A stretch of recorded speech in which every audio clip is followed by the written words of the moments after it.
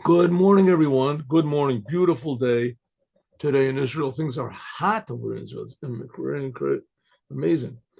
Hot. They say that tomorrow or the next day it's supposed to be cold again, which is good. You get used to these changes. Changes. Have the same thing all the time is boring. Now we have charity. Let's give charity. Here's our charity box. Charity box. And put a coin. Everyone should have a charity box in your house. The Rebbe said you should even attach it to the wall of every room. Attach it to the wall of every room. There should be a charity box attached to the wall of every room so that it's a permanent part of your house, permanent part of your life is to give charity. Charity helps, charity saves, charity brings the redemption, and money is the ideal way to do it. But also there's what's called acts of kindness. Gemilat chasadim means to be nice to people, help people, be positive in action, speech, and thought, even thought, thinking good thoughts. Help people. Not enough good thoughts in the world today, and you'd be surprised how much good thoughts help. Good thoughts help. Amazing. Sometimes just thinking good about people helps the whole situation. At least that's what Chassidut teaches. So what did we learn yesterday? What have we been learning up to now? We're learning about the making of the tabernacle in the desert. And here we see that the first thing we're talking about making the tabernacle is there were two steps. First of all, what God told Moses, that was in the Parshas Truma and Tetzaveh, which was 2 and 3 weeks ago. And now we start Vayakel Pekudi, that's Moses telling it over to the Jewish people. And the Rebbe says very interestingly that when we see that when God said to Moses, the commandment he gave it in a different order than what Moses gave over to the Jewish people, what Moshe gave to the Jewish people. Here in this week, Moshe gives over to the Jewish people. First of all, he tells them about Shabbat. 6 days you should work, and the seventh day you should rest. And then he tells them the laws of the curtains and the walls of the tabernacle, and then he tells them about the different vessels and vessels. The furniture. I want to call it furniture, I guess.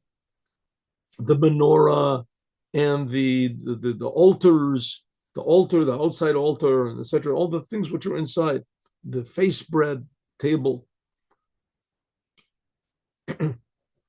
So that's this week's Torah portion. This week's Torah portion starts with Shabbat, and it ends with the vessels of the temple.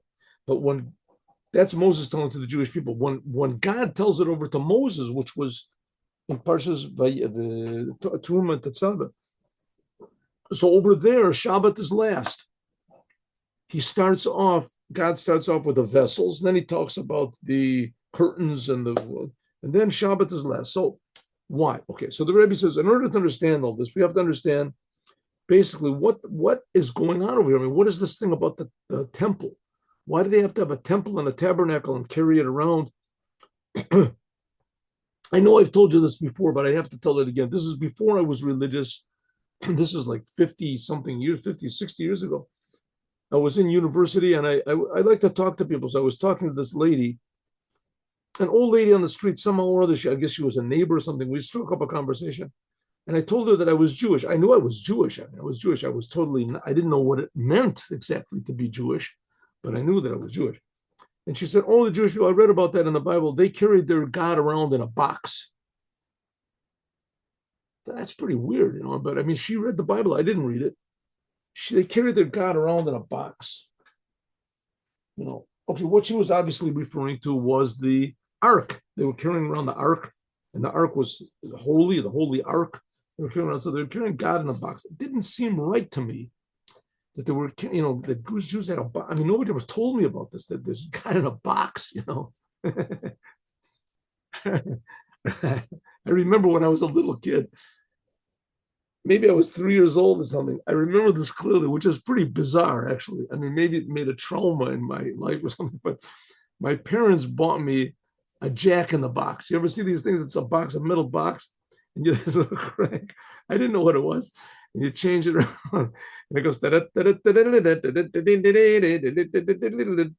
And all of a sudden this thing just springs out, this clown springs out, and it just terrified me. I was just so, startled and traumatized, and I just wept and cried. Go get that thing. God in a box, it's the same thing. God's in a box. What's going to be? You I'm Israel, I'm Israel, I'm Israel, I'm Israel.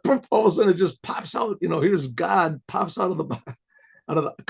What is it? So, that's pretty stupid, God in a box, right? But now I'm reading in the Torah that the Jewish people, it wasn't a box. God was not in a box, but he was in a tent. God was in a tent. They built this tent, and they had in the tent all sorts of, the candelabra and things like that, different furniture over there. But God was present in this. That makes no sense. That's really weird. That's really weird. And I guess it's like the Jack in the Box. As if anybody else went into the Holy of Holies, then they would die immediately. So that's like worse than than my traumatic experience with the Jack in the Box. And so, what really is going on here? What does it mean they have God in a box? Okay? So Hasidut explains like this. Really, what's going on over here? What is Judaism? What's Judaism? So Judaism explains like this. There's two stages in Judaism. It starts off with God creating the world. The Bible, God creates the world. God creates the world, and the world just sort of coasts along. God gave Adam all these commandments, what to do. And almost immediately, Adam went against what God wanted. So the world just sort of coasted along. There was the world, there was God. And like everybody got it wrong, like for about 2,000 years, until comes along Abraham, and he gets it right. He knows what God wants. What does God want? He says, this is stage number 2. God has a plan for the world, the whole world. God creates the world. He's got a plan for the world, that the world should be perfect, that all potential in the world should be revealed. Like a farmer works on his land, right? So he's got land, so he plows the land and he plants, so the things will grow out of it. Everything, same thing. God wants new things to grow out of people. The more people in the world, the better. More people in the world, the better, because there's infinitely good inside of people, and that's what the Torah is supposed to do. The Torah is there to bring out the good inside of every human being in the world, everything in the world, but especially every human being in the world. That's the Torah. Another way of saying this is to reveal the Creator in the creation. When the Creator is revealed in the creation, then there's no sickness, there's no the war, there's no depression, there's no aggression, there's no hatred, there's no poverty. Eventually, there's no death. But death, if Adam wouldn't have eaten from the tree, there wouldn't have been any death. Totally different world. Right now, you said there wouldn't be any death. Well, no death, that'd be boring. You just live for 1,000,000 years. It'd be boring. There wouldn't be such a thing as being boring. Every second would be brand new. You'd feel the miracle of being created every moment. Okay.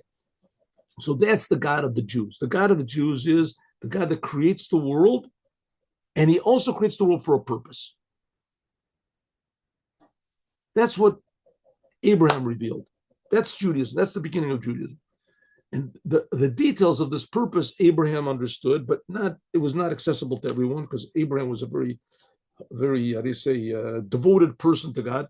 And when God gave the Torah, then everybody started knowing about this. Okay, so it comes out that there's different aspects of God. There's one aspect of God that creates the world. Then there's another aspect of God which is above the world, which is not revealed in the world. Let's say for our purposes, that's the purpose of the world. And the purpose of the world is what's called how God surrounds the world. Really, the fact is there's a higher level in both of them, and that is the essence of God. That's creating both of these aspects. So we have the world, and the world, all the details of the world, and then we have the very existence of the world. That's what's called Soviv Kolomim. God surrounds the world. Everything just exists. Right? The angels exist, and the spirit exists, and everything exists. That's what's called surrounding the worlds. No one can possibly understand how they exist. How existence comes from nothing, right? Like we said before, the scientist, the genius scientists, right? Fantastic minds. And they come up with all sorts of bizarre ideas how the world began. But what was before that?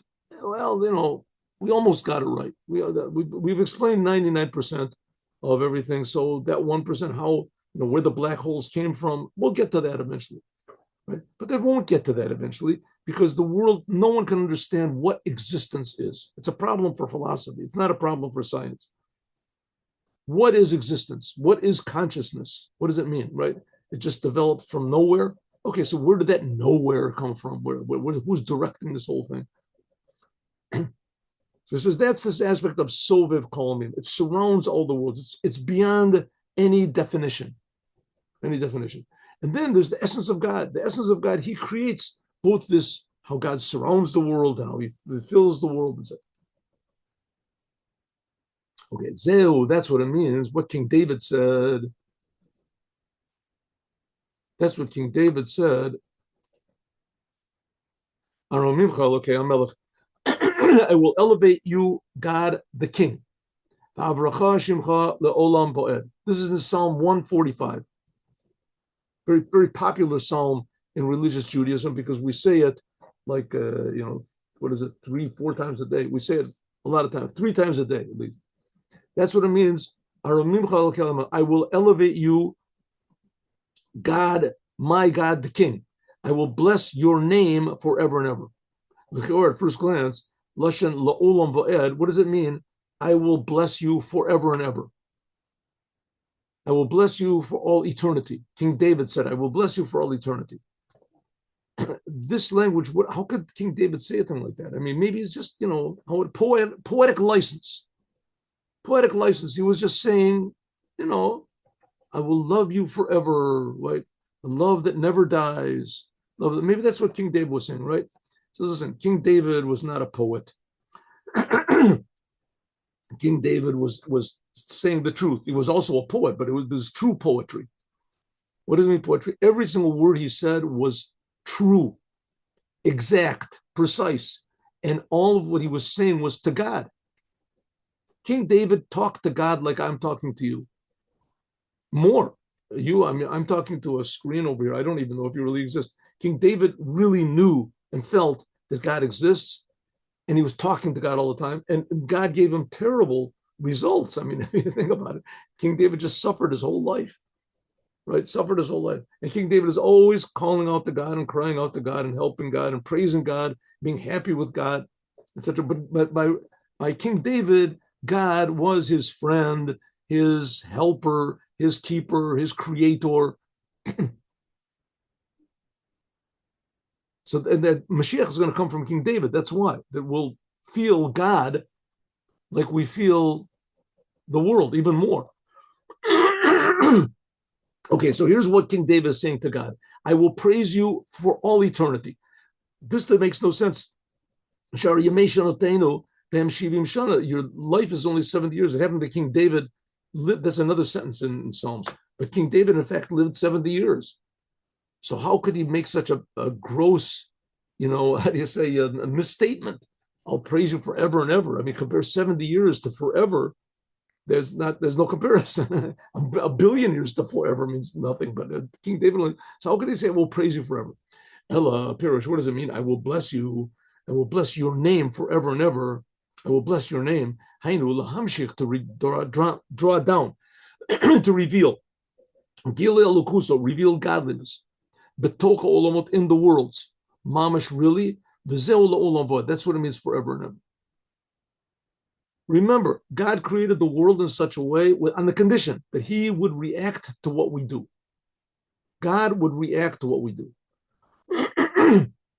So to speak, we have God in our hands because that's how we set up the world. That's the idea of man.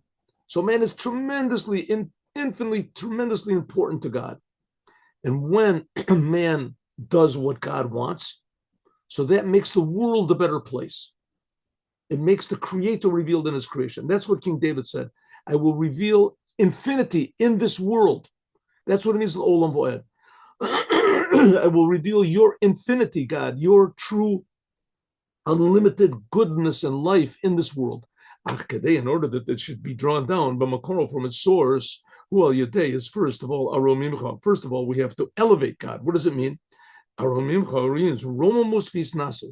Means we have to realize the highness and the infinite distance that God is from us. Ad bechinas melech, hu bechinas soviv kolmim.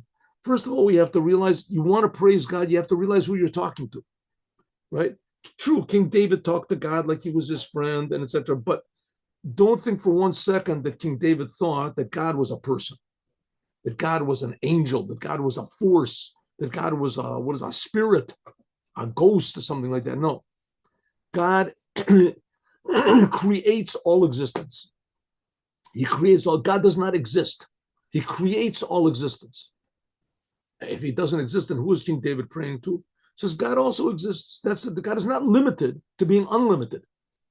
God is not limited to being above the world. Exactly the opposite. We say that's the whole reason God created the world, so that we would have an effect on him. This makes no sense. We're talking about God. So first of all, we have to realize how infinitely this doesn't make any sense. How infinitely above sense of intellect this is. How real God is. That's the point. How infinitely real God is. God is more real than the spiritual worlds, more real than the highest aspects of whatever of the Kabbalistic levels that they're talking about, right? Infinitely real. God is infinitely real. He's so real that we can't comprehend what it is. Unlimited reality. So we have to realize, first of all, how God is so big, God surrounds the world. Then when we do that, then we can start to articulate. How you said, I like that word, articulate. It's a good word. How we can, how do you say, we can concentrate our efforts into individual things, bringing God down into details. Commercially, for instance, the highness of a king on a people, this surrounds the people. From there, it can be drawn down to be your name will be blessed forever and ever. It's very hard for us to really identify with this idea because there's no kings today. There's no things as kings. There were dictators, but there was no kings. A king, ideally, a king and a dictator are totally different. Both of them have total rulership, but a dictator rules against the will of the people. Against the will of the people. And the king rules with the will of the people. The people want the king. They coronate the king. They want the king. And then the king tells them to do things that they wouldn't do on their own. On their own, they wouldn't. They just give themselves over to the king. That's what the king, one of my teachers, Rabbi Mendel Futavas, he told me that when Nikolai, when he was killed, was Nikolai? No, he was killed. Yeah, no, not Nikolai. So Alexander, right? He was the last king, wasn't last king of Russia, the last Tsar, Alexander, I think so. Anyway, so he was killed. The communists, they killed him. So it says the Hasidim were sad. So why were they sad? He was an evil person. He was a totally evil maniac. He was evil. But what they were sad because they lost a good example. That was the example of a king. And when he was killed, there was no more kings anymore. That was Napoleon's big thing, to get rid of the kings. He didn't want a king. He made himself into a king, but he was, and Napoleon had said he was an emperor. He wasn't a king. Whatever it is, a king is a person that no one can understand. A king is a human being, but totally different from every other human being in the world. He personifies the country, a king. And everybody did what he wanted to, what the king wants. But if that's what it means, that what it means, that the king was elevated. He surrounds all the worlds. Commercially, like a king is above the people. So first of all, if you realize that there is a king, that God is incomprehensible, that he's above everything, above all existence.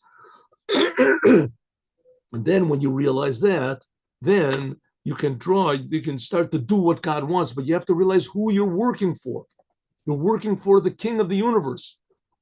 That's what it means that the angels, it says, that they listen to the sound of the living God and the king of the world. Call is Hamshacha. They can draw down godliness, the voice. That's what the angels do also. They draw down the voice, means a voice comes from one place to another. So they can draw godliness down. Okay. That's going to be the job of the Holy Temple. Just in general, this life and light and life force, which is drawn from the infiniteness of God. To enliven the worlds, there are two aspects: surrounding the world and filling the world.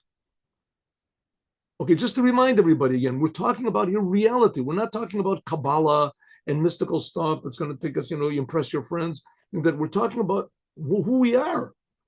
We're talking about what the world is made of. The world is made of godliness. Says the world that God is creating. Says the Rebbe that God is creating the world. There's two aspects of it.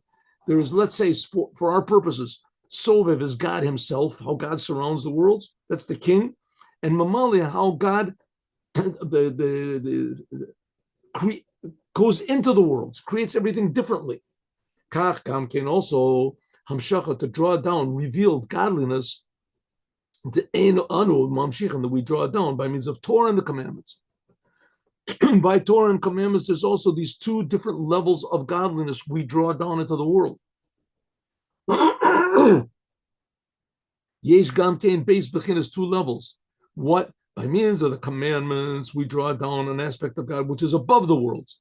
Who makif? We don't understand the commandments. This is how God embraces the world, above the world. This is, so to speak, God's will. Torah, by means of the Torah, we draw down God's wisdom. The Torah is called food. Shubachin is or panimi. It is an inner light which enlivens the worlds, makes everything different.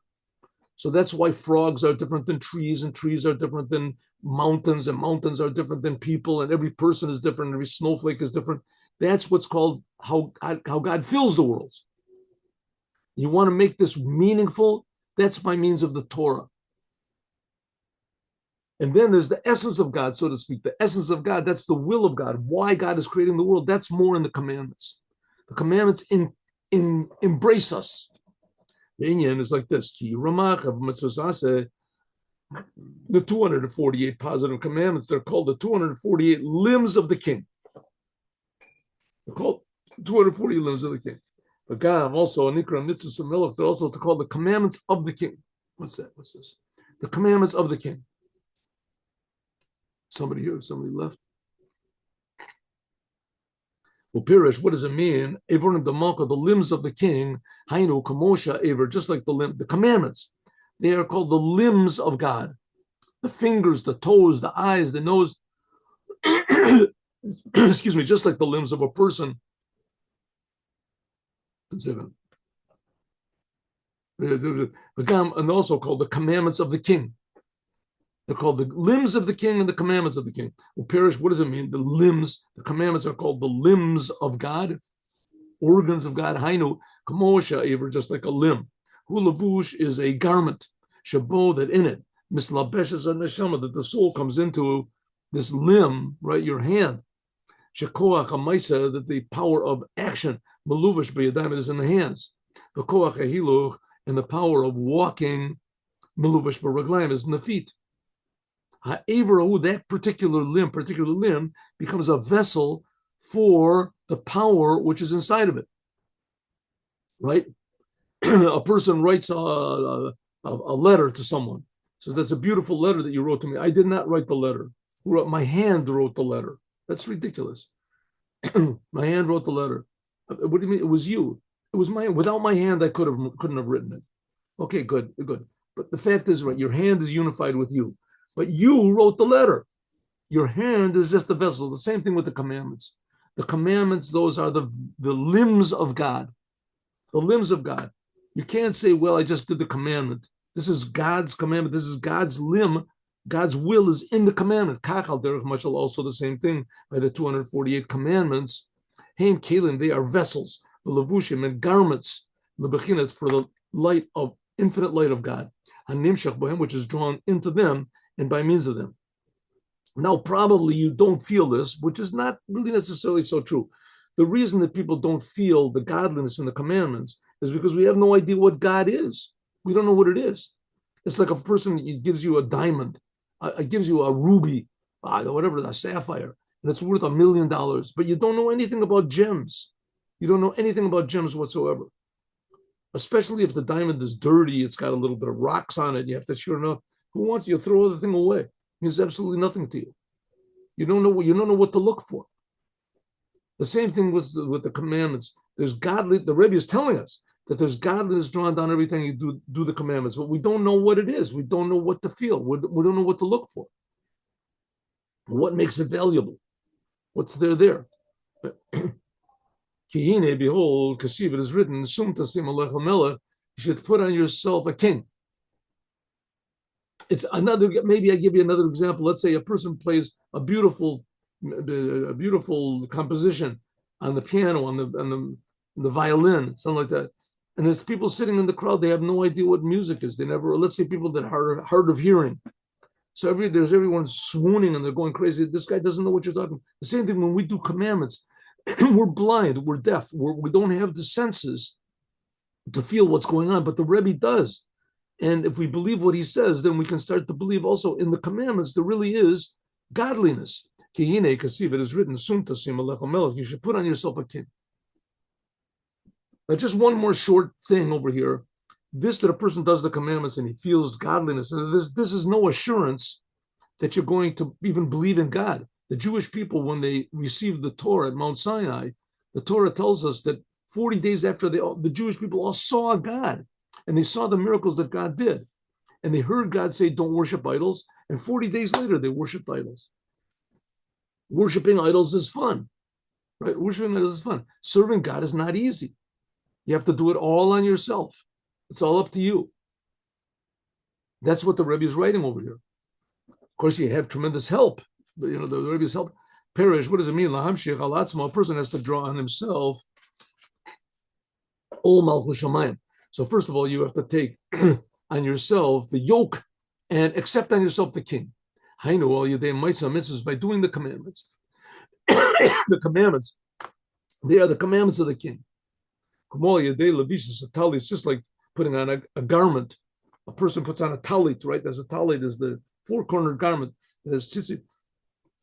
You draw on yourself, it says the yoke of God, the kingship of God, that you become a servant of God. From above to below, the kingship of God on your soul. Oh, so here we go. He's giving us an example. In Judaism, there's a commandment which is called a talit. A talit. Do I have a talit over here? Here we go. A talit. It's a big garment. 1 second. One minute. See, here we go. Oh, it's a big garment. See, I just folded it up.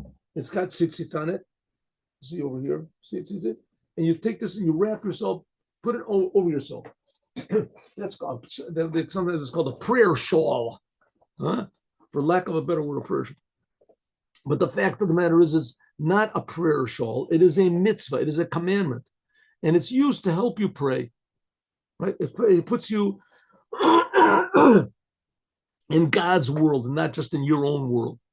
You wrap yourself. So it says, when a Jew does a commandment and he does the commandment properly, so what he does is he is linking himself up with the king. He's accepting himself on the king. Now, just like the regular people cannot understand what a king is, it's impossible. And the king is royal, right? We don't have kings today, but it used to be the king. Everybody bows down to the king. King is something different. This is the same thing is when you do a commandment, first thing you should do is you accept out yourself, I am serving the king. When you actually do the commandment, then you actually are serving the king. Hamshachazu, this drawing upon yourself the royalty of God, of the creator of the universe, is bechinat makiv. This surrounds you. You don't understand it. That's what it means. Tasim alecha. You have to put on yourself, over yourself, surrounding yourself. You put in the commandments. This is called limbs of the king. The same thing, a woman lights candles on Shabbat. It's before Shabbat. It's the same thing. You're accepting on yourself the yoke of the king. Al Yadeza, by means of this, you draw onto your soul this level of makif, a surrounding level, which is from above. Like we said before, in the Megillah of Esther, Yavil Lavush Malchut. Something on my nose is just itching. It's driving me crazy. Okay.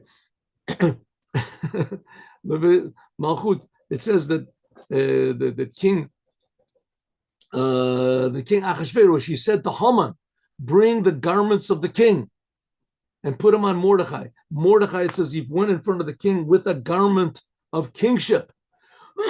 That's the garment of kingship that every Jew puts on when he does a commandment. He, she does a commandment. This is called the garments of the king, levush malchut. Why? Because they're not in. There's not. It's a levush malchut. It's not. It's called the garment because it's not enclosed in a revealed way in the worlds, in an inside way. What is this mitlabeshet? It's just over them in a general way. You're doing the commandments of God. It's like you're wrapping yourself. You're being hugged by God, so to speak. It surrounds them from above. That's by means of the actual doing of the commandments. These are the commandments, and they are the garments that by means of this is God's kingship put into the world to surround the world. Okay, this is something like in the Holy Temple, in the Tabernacle. There were the garments, there were the drapes that went around that made the walls, and also the boards that made the walls of the temple and of the Holy and the Holy of Holies. When a person does one commandment, he draws upon himself one of the aspects of God's kingship, the garments of God that will be drawn on him in a surrounding way.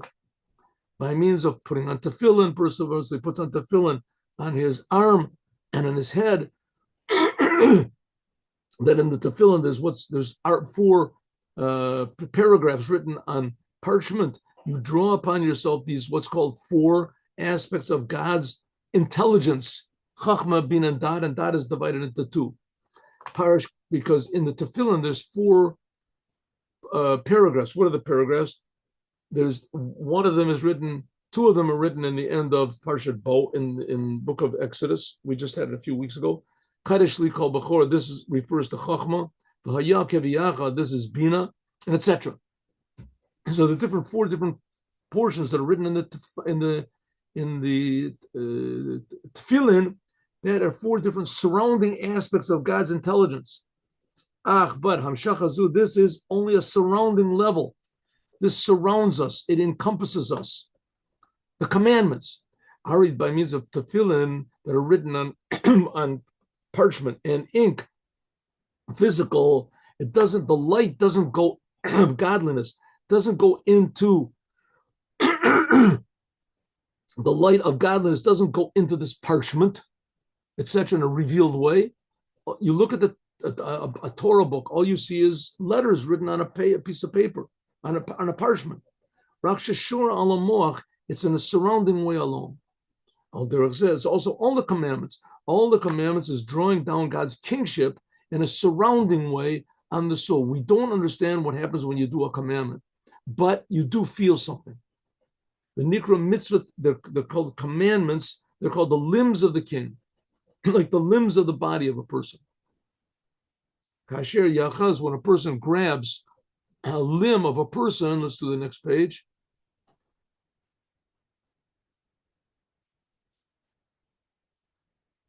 And then by a finger or by a toe, you can draw the whole entire person to you. Al Yadei, by means of just holding one of the limbs. So it is also by the commandments. A Jew does one commandment, the 248 commandments of the king, that by means of doing one, you have grabbed, so to speak, the king himself, the essence of God. The Rebbe once even said even more, that the fact is that what are we saying here? When a person does a commandment, so he's connected to the infinite reality and will of God. So infinite means through all time as well.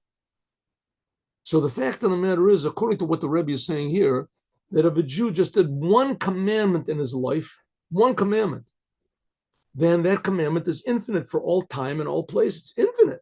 It's God. He's connected to God, not only when he's doing the commandment, but he's infinitely connected to God. So true, it's in a spiritual way. It's not actually in a physical way. Oh, I don't know what's going to be with this. Something over here is itching my nose. Anyway, okay. So the Rebbe said that once somebody asked the Lubavitcher Rebbe, you really think that you're going to make all the Jewish people return to Judaism? Do you know where the Jewish people are at? I mean, you sit in your place here in Brooklyn, surrounded by your followers. You're just removed from the world. You don't really know what's going on. And the Rebbe said that's why Hasidut Chabad has the ability to bring all of the Jews back to Judaism, because we say that if a Jew does even one commandment that is infinitely connected to God, technically he doesn't have to do any more commandments. One commandment connects him infinitely to God. But every Jew wants to do all the commandments. It doesn't make any sense. Let's say he doesn't get any benefit from it. He's already done one commandment, that's enough. But a Jew doesn't go according to sense. Every Jew wants to do all of the commandments as much as possible. But doing one commandment, that gives you a little bit of a taste. It can. Like we say, if a Jew does Torah in the commandments, he learns the Torah, he does the commandment, that automatically fixes him up. 10%, 20%, right? If you learn Chassidut, then maybe another 5%. The other 75% you have to do on your own. You have to, and even if it fixes you up 50%, and even if it fixes you up 95%, that little 5% that says don't do Torah of mitzvahs, that's a powerful 5%. That the whole world is screaming it out to us.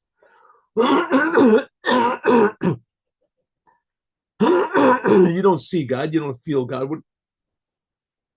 Says the Rebbe, nevertheless, the fact is that when you do one commandment, you're grabbing one aspect of God. God is infinite. You're dragging, like when you grab one finger of a person, you can drag the whole person. That's why the commandments are called the limbs of God. But by means of doing every commandment, you draw upon yourself the infiniteness of God. That's what it means. That's what King David said. I will elevate you, God the King, in a way of highness and surrounding. Excuse me. A surrounding way. I will realize how infinite you are, God, who I'm talking to. And by means of this, Avracha Shimcha, I can draw down your name in an inside way. By doing the commandments, but also by learning the Torah. We'll talk about this in a minute. That's what it means that King David made a name. By means of the commandments, is drawn down the kingship of God to be the kingship of all the worlds. That's what it means, a name. That God could be called by a name. That God became revealed in the worlds. And like I said before, God being revealed in the world, it's like the difference between a sick person and a healthy person. A person who's sick, and so he's a person, he has eyes, nose, mouth, right? He talks. The thing is, usually a sick person talks about himself. This hurts me. I don't feel good here. I can't do this. I want this. I want more. Please turn off the lights. Please don't make any noise. I think, I want, I feel, I know. That's a sick person. A sick person is always concerned with himself. But as a person, is real, right? Is real. As soon as a person becomes healthy, then he doesn't think about himself anymore, right? How's your head? What? My head? You remember? Last week I was sick. I'm better now. How's your foot? My foot. Oh yeah, my foot. I don't even think about it. A person that's healthy doesn't think about himself. Doesn't think about it. He can think about what to do in the world. The same thing in the world. The world is now crazy, selfish. It's going berserk. The world is going crazy with selfishness. What I want to go to heaven, right? This religion, he wants to go to heaven, so he blows everybody up and he kills himself. This religion says, no, I want to go to heaven. I'm the one, so everybody's going to be like me. Everybody's thinking about me. I want to go to heaven. I want this. I want pleasure. I want fun. People don't even know who they are nowadays. Call me he, me, thee, they. What are your pronouns? What are you this? People don't have any idea who they are. They're thinking so much about themselves, and they realize that themselves are nothing. There's nothing there. So they try to make up things, what it is. That's a sick world. If God is revealed in the world, then people don't think about themselves so much. The world starts functioning healthily. The ground is productive. The weather is productive. The world is a healthy world. That's what it means that God made God a name, that he revealed God's name by means of doing the commandments. He revealed God's name in the world. This is what's called of what's makifim, surrounding by means of the commandments. This is also the idea of the curtains of the tabernacle. Because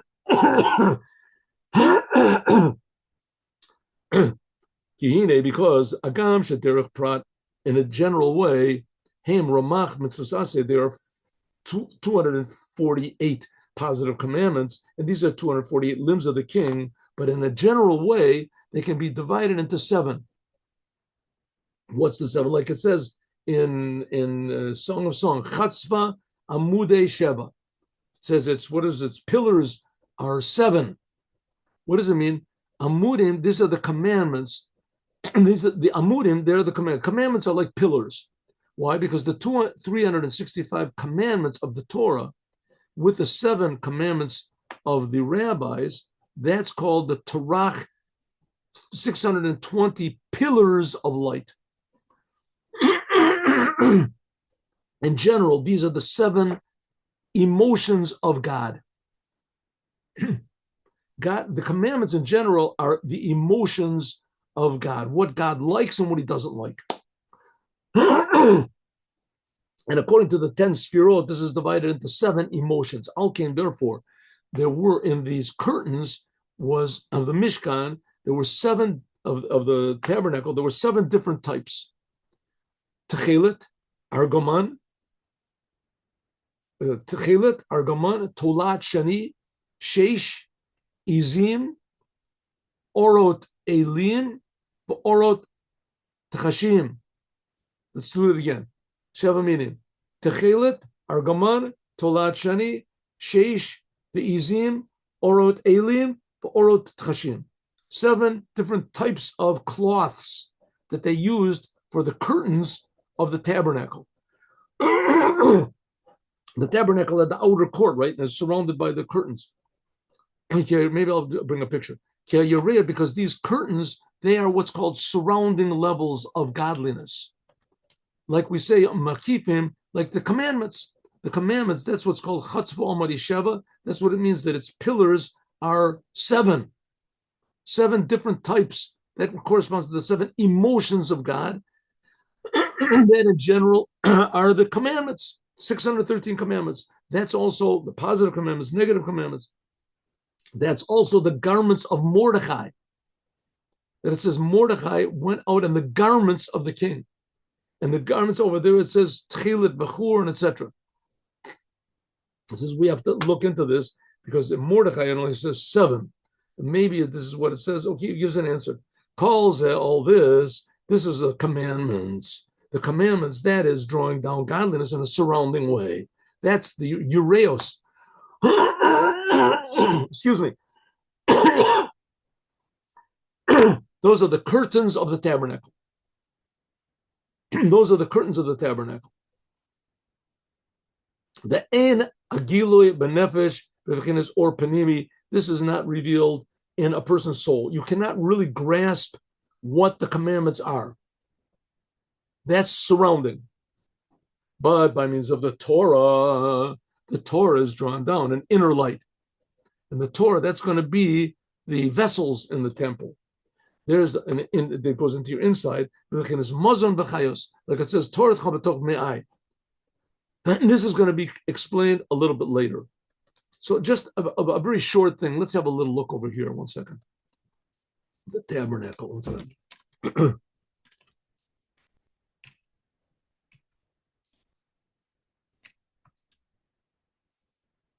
Wilderness. Let's try this. Tabernacle. Let's see if it works. Ready? Here we go. See here. This is not a bad picture. Here, look. Here's a picture of the tabernacle. Curtains. These are the curtains all around. Curtains all around. See? This says the tabernacle. That's what separated the tabernacle from the rest of the world. That's what made it holy. These curtains. The curtains, that's the outer, that corresponds, says the Rebbe, to the commandments. But there was also, this picture is not exactly right, but that's all right. There was an altar. It's not in the right place. This altar should be over here more. The labor has to be over here on the side, but it's not important. But these are the instruments that were inside, the vessels which are inside. But now we're talking about the curtains that corresponds to the commandments. The vessels that corresponds to the Torah, and we're going to talk about that more, God willing, tomorrow. See, you have all these weird pictures that they have. See, this is totally not accurate. Why would they do a thing like that? I don't know. Anyway, okay, let's Now we'll learn a speech of the Rebbe. Excuse me. Here we go. 1 second. Here we go.